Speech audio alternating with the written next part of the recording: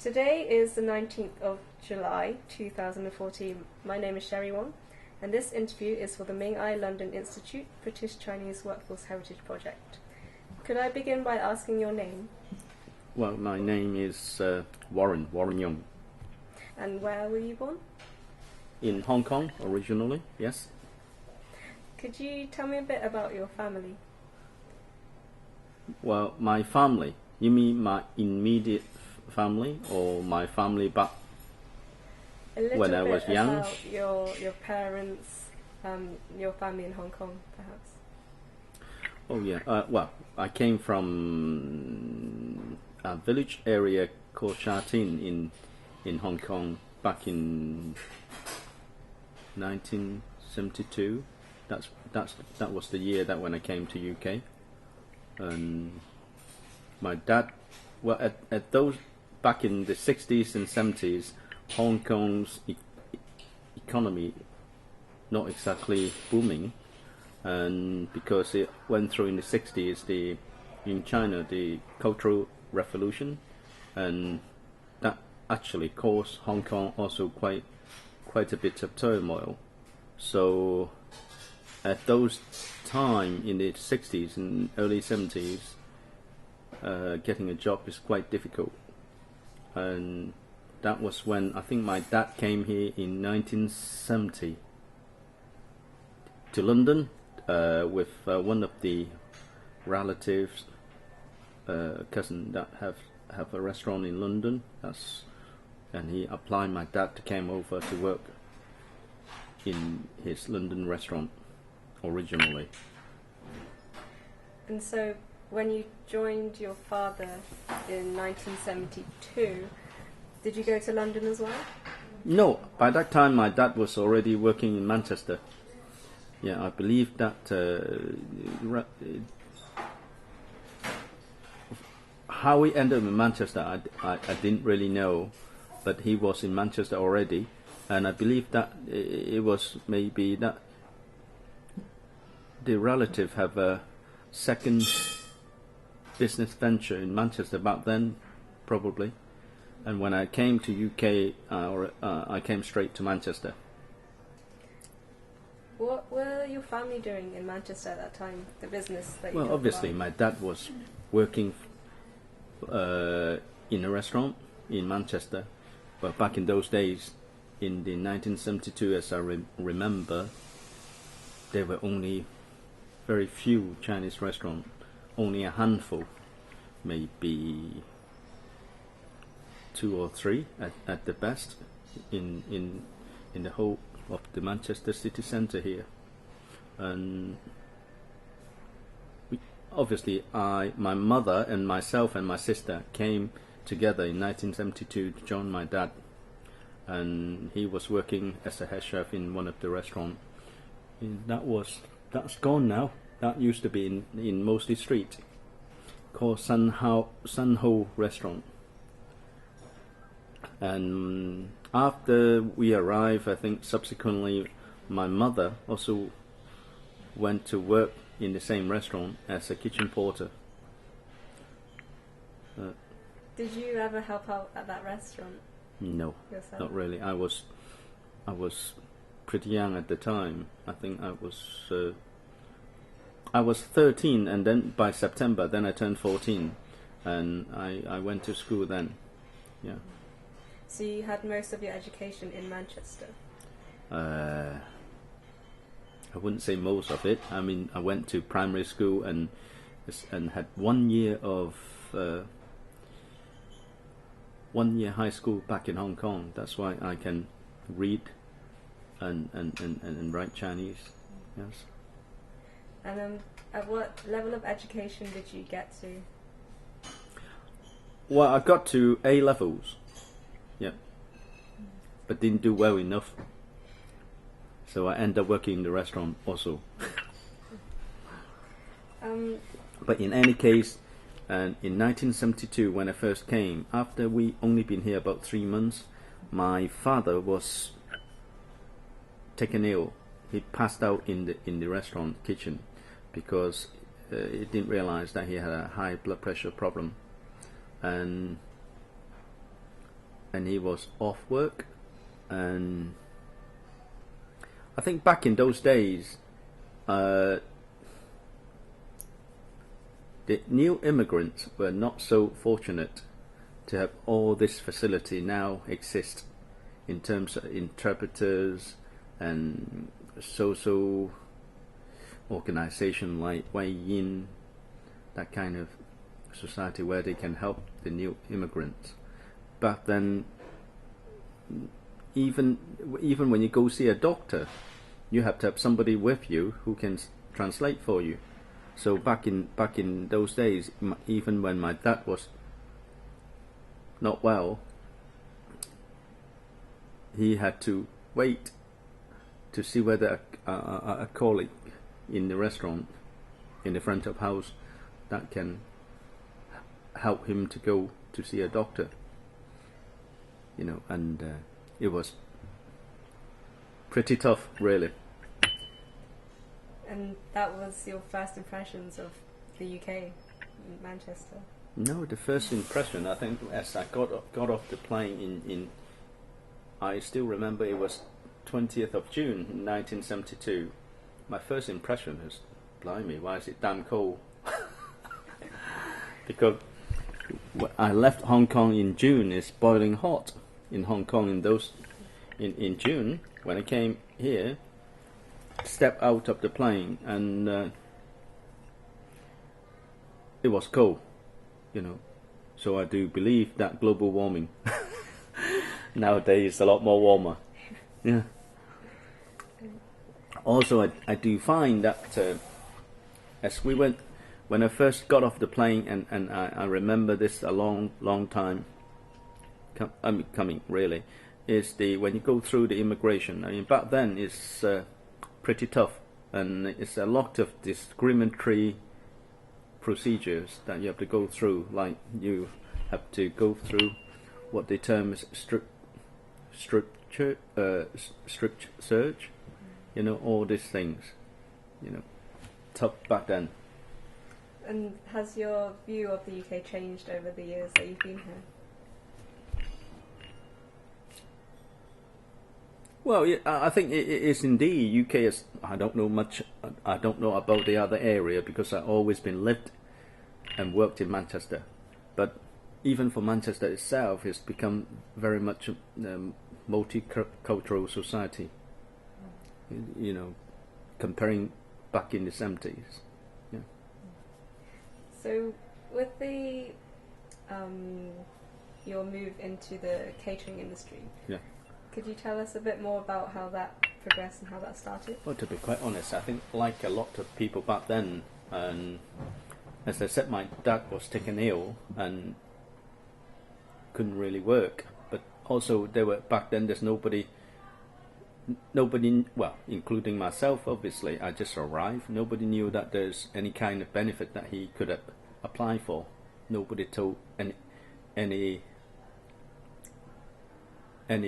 of us, really, basically. So you just live on your saving back then. And eventually, I think that my dad decided to borrow some money from a good friend of his to taking over a takeaway shop that was empty, and started a takeaway, you know, sort of like fish and chip shop business. And basically, even that, you could say that I started in the catering when I was 14.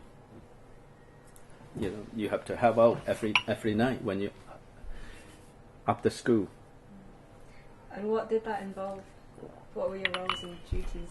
Well, because basically, I mean, in my family back then, it was my sister was, I think she was 22 when she came out. Don't know whether it's 18 or 22 now, but I was the only one that actually can speak a bit of English. So I have to be obviously helping out in the front, you know, and including, you know, serving and or you know, going to see the accountant, or even taking my family. My dad had to go visit a GP almost every fortnight or a month, you know. And obviously, I'm the one that have to. Initially, that he said that why don't you just, because back then, trying to get his ex-workmate to help him to go see a doctor, but you know, people can be free every fortnight or a month for you. So eventually he asked me to go. So I mean, back, it was pretty, psychologically speaking, it was a lot of pressure for me at the time, because I only have been here, maybe just a year or less. My English, to be honest, at that time wasn't that brilliant. So I have to ask him what his symptoms are, you know, in Chinese, and then look up on the dictionary to see what's in English, you know. So tough. Yeah. What were the hours like working at the take? Well, it's for me, I only obviously start work when I get home for tea time, which is about 4:30, 5 o'clock, and then after tea time we have a break, maybe an hour or so, and then you don't get finished till midnight, and then you probably cleaning up, go to bed maybe 1 o'clock. That's why I'm always late for my lessons. Even when I was taking my O-levels physics, and it happened before, but that was very unfortunate. Is I fell asleep on the bus and went all the way to the last stop, and I got no money to get a taxi back to school then, so I have to wait till the next bus going back. By the time I got back to school, I'm already an hour late for my exam. Yeah, quite often I fell asleep on the bus. It's hard work. Yeah. So could you talk to us about what led you to opening your first restaurant? Well, in actual fact, I mean, this restaurant originally was first opened by my late uncle, and in 1977 as the original Yeung, which is held by my two first cousins, like Harry and Jerry Yeung, and that's when I started working in the restaurant then, in 1977. And then in 1985, as I recall, this restaurant, they were so successful, and also that, I mean, back then, even in the 70s, 80s, there weren't that many restaurants. The competition are far less than now, obviously. They were so successful. Then they bought the building on Princess Street and moved onto that bigger building, and that's where the Yangtze is now. And then in 1987, back then my uncle had already passed away, and my two cousins gave me the opportunity to come back here and reopen this restaurant as my own business, and that's when Little Yangtze were opened then in 1987. And what was it like opening the restaurant? Did you face many major challenges? Oh yeah, I mean, all the time that I've only been working in the kitchen as a dim sum. I was trained by my late uncle as a dim sum chef, and all the time I only been working in the kitchen, and it took me a long time to get used to being in the front, and also, I mean, being a chef and learning to run a whole restaurant is two different things. I mean, there's a lot of things to learn in terms of administrations and how to handle staff, perhaps, you know. And yep, it turned quite a lot of my hair grey by then already. Yes, it was pretty tough. Yeah. It took me a long time to learn before this learning curve. You know. Still, I mean, because I think it much depends on the person's personality. You know, if you've got a outgoing extrovert character, I think it's easier for you to be in the front. Whereas I don't think I'm that type of person. I'm very much sort of keep myself to myself person. So it made it even harder. I mean, at the beginning, I think I was prefer to work in the kitchen. Did you ever stay and work in the kitchen at all? I did initially, yeah, because I was still sort of, because when you first opened back then, because the restaurant itself had been closed well over 2 years, so you have taken quite a bit of time for it to re-establish itself. For the first 3 months, we were making loss, but the only turnaround is, fortunately, we were open on September, so by December it's Christmas time, so it sort of rescued me by December, so turning around the business a little bit. So, with the customers that you got from the restaurant, were they mainly from Chinatown, Chinese people, or did you have Western customers too? No, initially, because I was by myself, and I never run a restaurant before, and so for the first 3 years, I didn't open for lunchtime. I only opened from 5:30 onward. You see, and only in the evening. But in order to get the Chinese communities coming to you, I think you have to open for lunchtime, where what we call in Chinese 饮茶, where you go for the dim sum and things like that, and then they know they come for the evening. And to be quite honest, back then in 1987, it's a lot less Chinese people back then, to be honest, than now, because now obviously there's a lot of Chinese students from mainland China, and in Manchester here, 3 big universities. There's a lot of Chinese students here nowadays. As I said, that back in 1972 when I first arrived, when I walked round town the whole day long, I never seen one Chinese person. And when you see one, you wave to each other and say greeting. Now if you do that, your hand won't be putting down at all. Totally different environment now. But because for the first 3 years I only opened in the evening mainly, so to be quite honest, I don't think that I managed to attract a lot of Chinese customers. And by the time I opened the full day 3 years later, I think your image is already set. That they have a idea that Liang is mainly cater for the English people, you see. And when I first opened the whole day, I did try to have dim sum and what have you and everything, but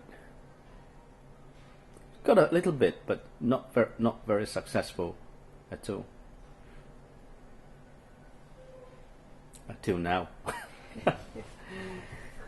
Did you face many difficulties with your customers at all? Is it being Chinese restaurants serving Western people? Well, I think that from time to time you do come across with some difficult people, obviously. No matter which industry you're in, but in restaurant business, if you're dealing with the public every day, well, from time to time you're bound to have some problem. I think any other restaurant would be just the same. I think most are nice people, you know, and sometimes you get difficult ones, you know, unreasonable ones. Yeah. How would you have dealt with these difficulties? Well, how do I deal with it? I'm still learning. Because each situation is different, you know, the problem arises differently also. So you just have to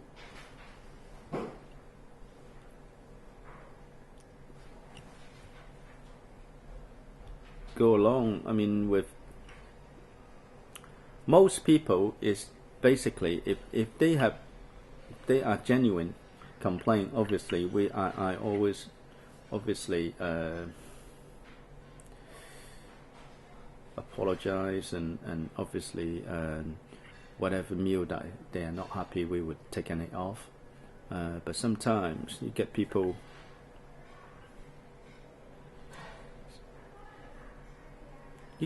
that almost the same thing happen every time when they come. Is they order lots of food, lots of everything, and then at the end is that they ask you to come over. This is no good. That's not very nice, you know, and ask you to take it off the bill. In actual fact, they do it almost so regularly.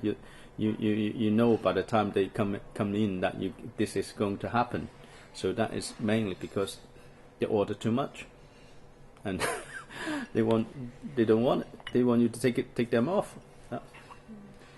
I mean, I'm not normally. I think all the time I would try to the difficult situation being dealt with by my managers mostly, and because to be quite honest, I'm not a very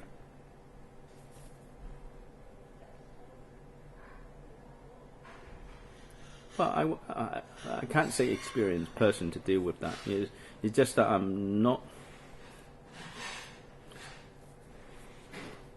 I have learned a lot, but I'm not the right person to deal with those kind of situations, shall we say. And you talked about your managers that you have. How many staff do you employ overall? Here? Well, it varies. I mean, between seasons, because in this industry, you use a lot of casual labours, you know, like students, doing part-times and what have you. And at the moment now, we imagine we got between 25, 30 people. That's obviously including part-time and full-time all together. You know, because now in the summertime, where July, August time is our low season, you know, where it's holiday time, you know, and even restaurants that do a lot of Chinese student business, they would find it a bit quiet because the majority of the students would have gone back to China for the hot summer holiday by now. And what's your relationship like with the staff that you have? Relationship? Do you have much interaction with them day to day, for example? Yes, I do interact with my kitchen staff. I think my chef more than my waiting staff, to be honest. And I think in terms of waiting staff, I think I normally would communicate with the management, and they would tell me if there is any personnel problem or that kind, you know. But I tend to find myself a bit more in communication with my chef more than the front of house. And would you be discussing your dishes, perhaps, or the menu? Is that what you do? Yes. Tend to be. So you've been running this restaurant for a while now. Yeah. What have been any major changes to the restaurant since its beginnings? Major changes. I mean, we started when, as the name tells you, Little Yang Sing, and I mean the restaurant back then was just this section in the front, you know, where we've been before. In 2001, that's when I extended the restaurant 3 times bigger, and that's 13 years now. Yeah. What was your question? If there had been any changes to the Well, restaurant? that's one changes, and well, the second changes is now we've gone a lot more quieter since the recession. Plus the fact that I think it's a lot more competition nowadays, and yes. The competition and having the lack of customers, is that one of the main challenges you've faced? No, the major challenge is old age. You know, as you're getting older, that is a challenge, because obviously I'm not saying that I'm 60, 70, you know, but in 3 years' time I'll be 60, you see. So as before, I find that I can work, you know, in this business, you have to work, well, on average 12, 14 hours easily, you know, as before that I can work straight through without any break or rest. Now I find that I have to take a break in between, you know, and the matter of fact is, as you're getting older, your energy and your stamina is not the same anymore. You know, lots of things that you wanted to do, but it seems to be taking longer. You know, because like, for example, when you were mentioning about menu, changing of the menu, that's one thing that I've not been changing it for quite a few years now. That's not really good for business, obviously. Yeah.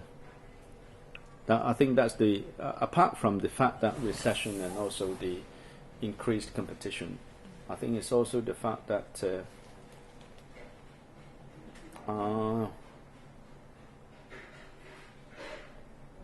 maybe because I'm getting a bit lazier. Yeah. Have you had any high-profile diners at the restaurant at all? To be quite honest,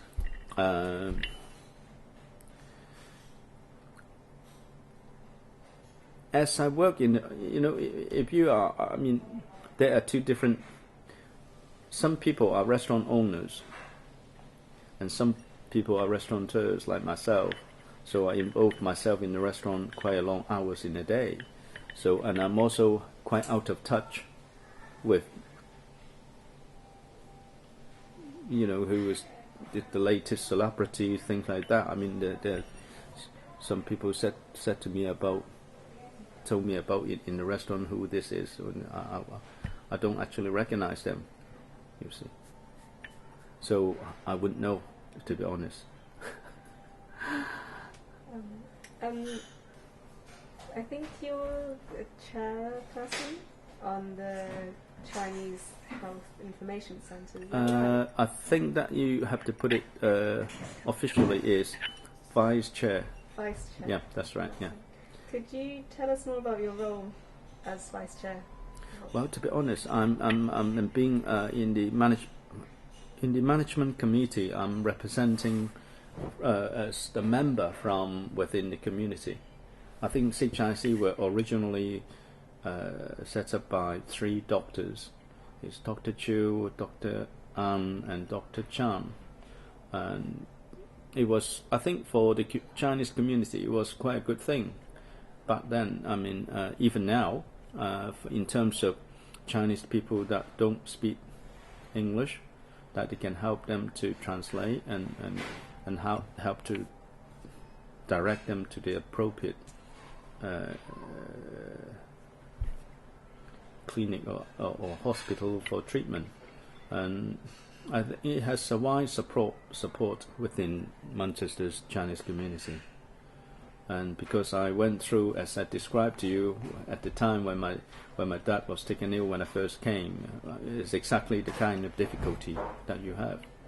Because back then my dad, before he started asking me to go, even he was really unwell, because nobody can go with him. He just stay home. My role is really as a member of the community, in sitting in the management committee to well, can't say to advise because I don't think I can give much advice really. It's just to show our support. And so do you communicate with the local community what their needs are and then pass that on to the centre? Well, to be honest, I think the majority of the work is done by Shirley. I mean, she is the centre manageress for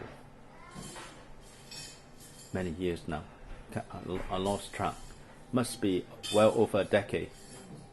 And majority of the centre's work is direct and managed by Shirley. So we are just do.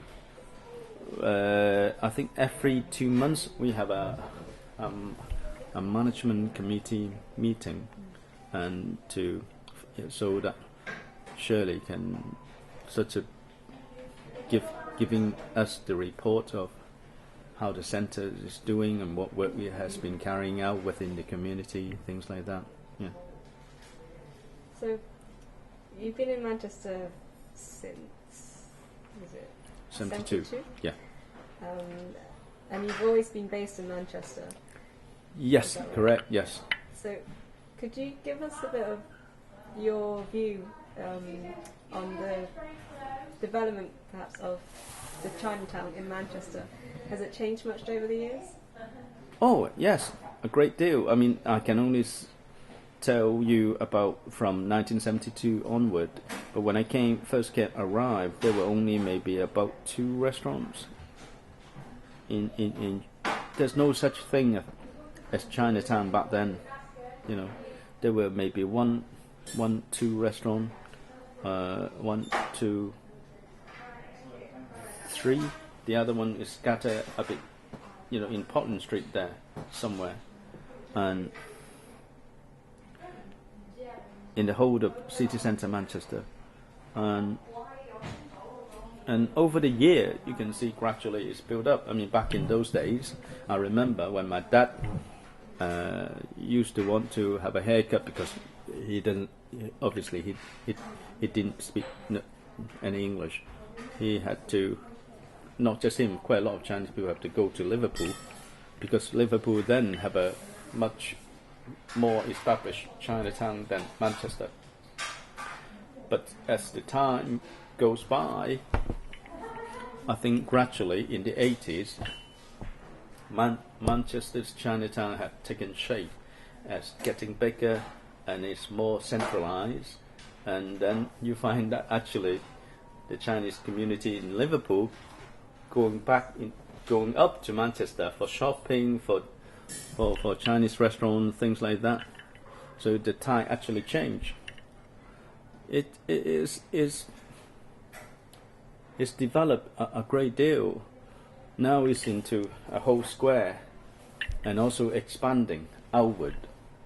You know, because obviously nowadays a lot of Chinese investment came from China, and I mean, Chinese community in Manchester is developed a great deal. I mean, in terms of size of the community and also the variety of business now they are going into. I mean, in my era, in sort of back in 80s, maybe even to a certain extent in the 90s, majority of the I could say it's still the same now. The majority of the Chinese community are involved in catering industry, but now there's a lot more diversity now. So do you think this reflects the demographics, the change in demographics of the population that come to the UK? Oh yeah, in my generation, when I think up to 90s, majority of the Chinese community are from Hong Kong, but that means most of us are Cantonese or Hakka speaking. But obviously since late 90s and 2000, it's a lot more Chinese people came from mainland China, and as we all know, the majority of them speaks Mandarin. Yeah, Cantonese is now becomes I think minority Chinese dialect now, because the national language of China is Mandarin. You see, that is something that I should learn a bit more. With the changes in the Chinese community in Manchester, has the challenges that people face here changed over the years too then? Changes in what regard? The different issues that people face, perhaps. I think I think to be quite honest, I think the new immigrants nowadays have far easier to settle down and to integrate a lot better than we were back then, because there's a lot more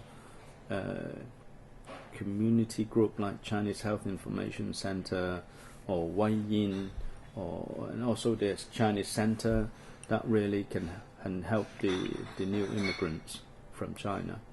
And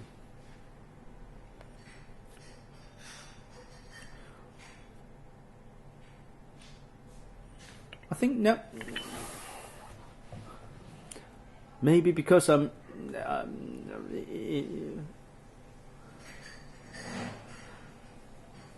because of my lack of the Mandarin speaking skill.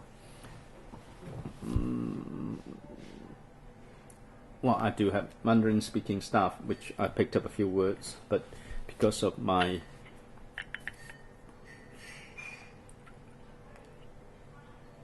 inability to speak good Mandarin, I just don't have a lot of Chinese friends from speaks Mandarin, and to be quite honest, as I can only tell what back in my days what the issues were, but now I'm thinking that I may have lost touch. Really, I think you will need to talk to the new immigrants to see what is the issues difficult issues that they're facing.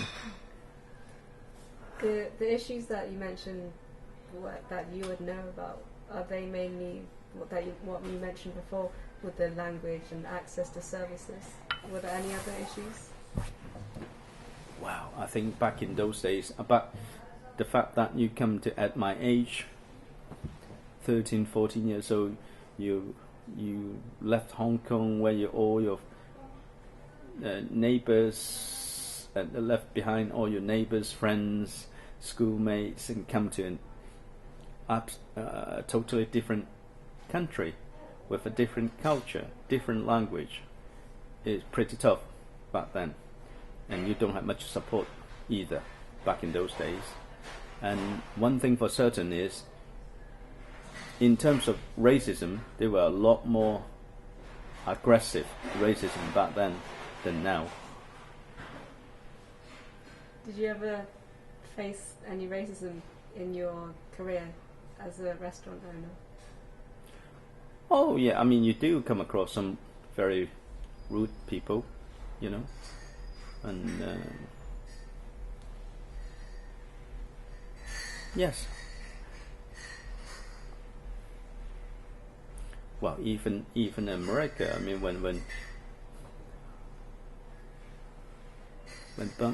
Obama became president, he said that doesn't mean that a black person being elected as president, that racism is gone. So it does exist, obviously. But what I'm saying is a lot nowadays. The racism is a lot more discreet. Before then it's a lot more open. There were no one raised any question over whether. I mean, I don't know whether you heard of this phrase before. I mean, in my days, when I first came, the racist word that they call Chinese people is Ching. I don't know whether you heard of that phrase before, and also like Chinky and things like that. I mean, obviously, when I went to a state high school, and Well, you come across this a lot back then, but I would suppose now it's a lot less. You know, I had an egg thrown at me, you know, while I was sitting on the bus. There's a lot more, I mean, open racism back then, but I think it's a lot better now. A lot better. Yeah. Because I tell you something, when I first, sorry to disrupt you, when I first went to that high school, I mean, when I went into the classroom, I was the only Chinese student then in that classroom. I mean, when the class finished, all the other classmates, they all surrounded me and looked at me. Why this guy's got black hairs, and you know, it was. That mean it shows that back then it wasn't that many Chinese people about. You see, and they find it surprised that somebody with black hairs. What would you say is the best thing about your job? Best thing?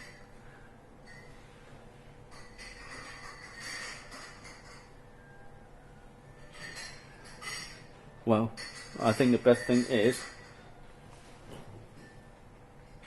even if your business is quiet, you still get to eat. That is a perk. Yeah. What about the worst thing? Well, to be honest, I think that it's not only in this country, all over the world, including China, Hong Kong. I think in the catering industry, it's always been regarded as it's not an industry that people flopping in to do it, you know, because of the unsociable hours and long hours, you know. In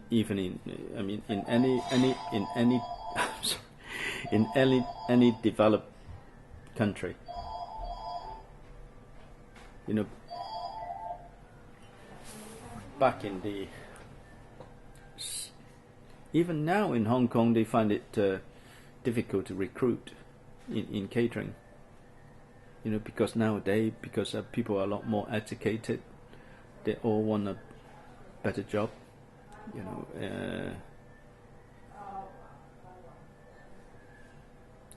I think most people, and also catering, to be quite honest, I mean, most people regard it as a job, not a career. And back in the old days, and I think it may well be still the same, is people said that it's the people that didn't do well enough in terms of education, or fall out from high school, or you know, can get through further to education, that dropped out. That those are the people that go into catering, and those were the impression. But I think even now, I mean, a lot more people now are able to go to uni or even higher education, so it's a lot more educated. And when you're more educated, you don't want to, you know, get into a catering tray. That's a matter of fact, I think. And do you have, well, with your attitude towards work, you say you're restaurateur rather than restaurant owner kind of thing, you spend a lot of time here. Yeah. Where does this attitude to your work come from? From young. I mean, to be honest, I mean, back in my days, there wasn't that many. Now the young people like yourself and my children, they have a lot more others opportunity. Back in my days, you know, even if you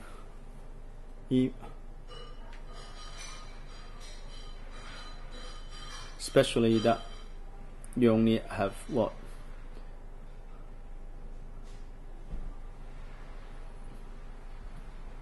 up to A levels. As I said, I didn't actually done well enough in A levels. That means not got a very good grade. So back then, it's not many things that I could have done. Well, to be honest, I was accepted. I look back that I was accepted as an apprentice for electronic engineering firm. I would have to move from home to go to another town to do it. So I decided didn't take it up, because obviously my dad and mum and my sister were in Manchester, and at the time we were still running the chip shop. So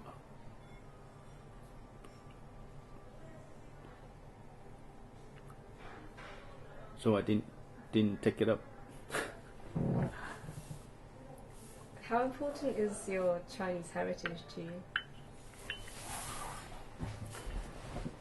Well, obviously, as I said, I was in Hong Kong till I was well past 13 years old. So, but then again, the first time I actually went back to Hong Kong was after 13 years. I've been in UK, and then the second time was after 14 years since I first went back. So, but subsequently, from the year 2000 or 1999, I tried to get back once a year to visit family, relatives, and like my sister, she just went back to retire 5 years ago. So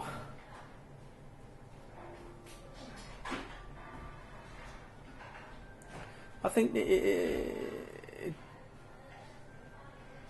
is quite a lot of Chinese people that came to this country, worked, and then when they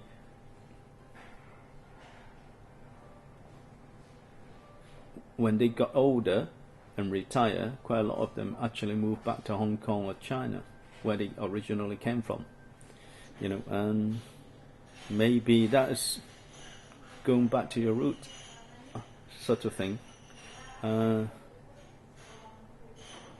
I came from obviously my dad and mum were, they are very traditional. I came from a very traditional family, so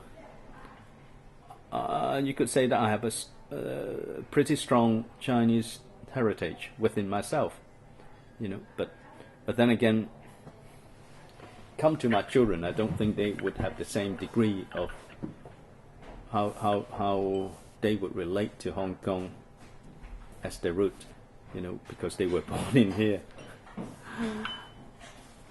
So I think as the generation goes on, I think the heritage side, no matter how much I want them to retain, I do tell my children that where I came from, and took them back, and maybe they get obviously they all been to Hong Kong, and they like the shopping bit of it. But as for the Chinese history and heritage, I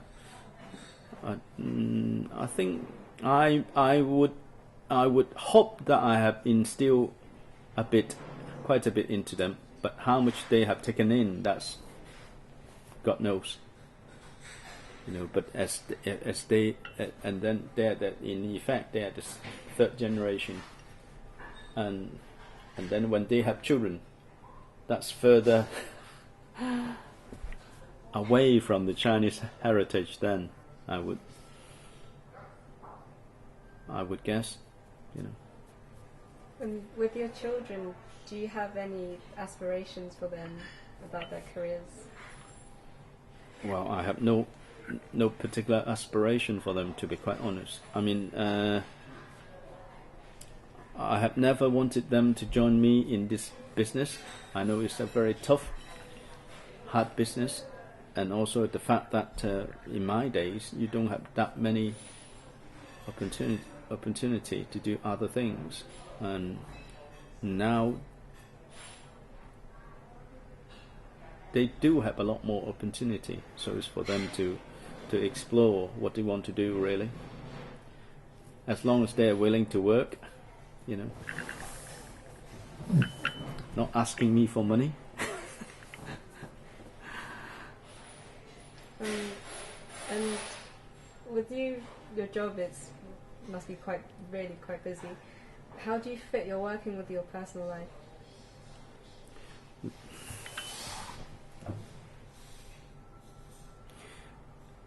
I think that when you, I mean, I'm in a very. I think that my style of running the restaurant is a very old-fashioned one, you know, and there may well be a better way of running the restaurant as a business, and I do involve myself a lot of time in here. When you, in my, may not be just myself, but I think that for my, can only talk for myself, is I don't have much of a personal life, to be honest. I mean, you,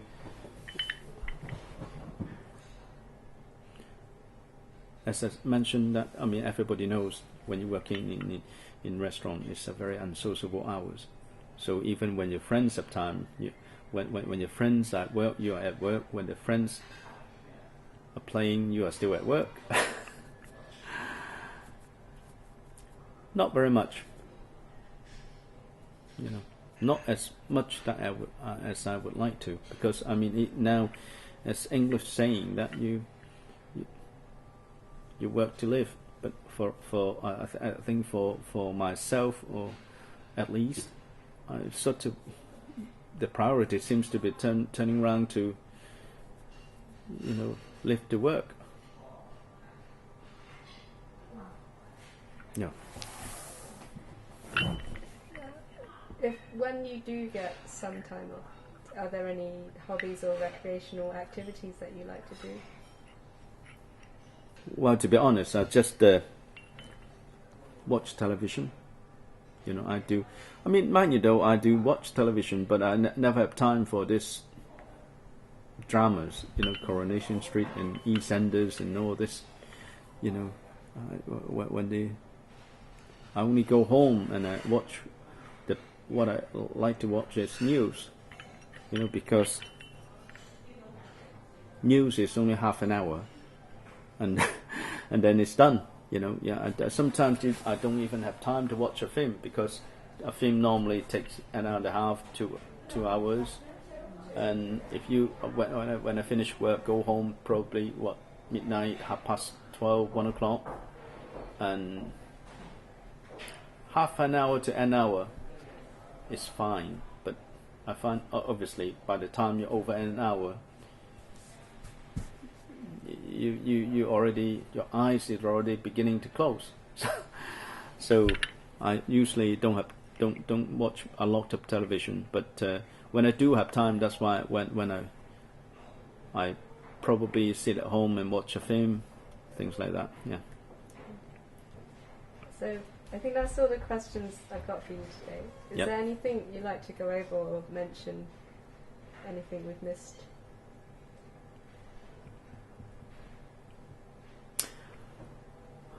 Nothing really. I think in the old days, or even now, I think in the 70s, I think it's a lot. I believe that before I came, that the Chinese community back in the 60s or 50s, or I believe, or at least in the 60s, they were much more involved in the laundry business, and then subsequently, obviously, the washing machine invented, and that's gone, and then developed into catering. And I think that in majority of the people that involved in catering is a very time-consuming, hard business. You know, even not just restaurants, but takeaway as well. It's a lot of people that when it gets older, get different kinds of occupational health problem. You know, because of the long hours and very physical works. You know, working in a takeaway. I think a lot of the takeaway are family run, and mostly the owner themselves were the chef doing the cooking, and it's quite hard work. Shirley said that she used to cook as well. Yeah. Well, thank you so much for You're your welcome. time and Okay. sharing your stories with us. Yeah. You're welcome. Thank you.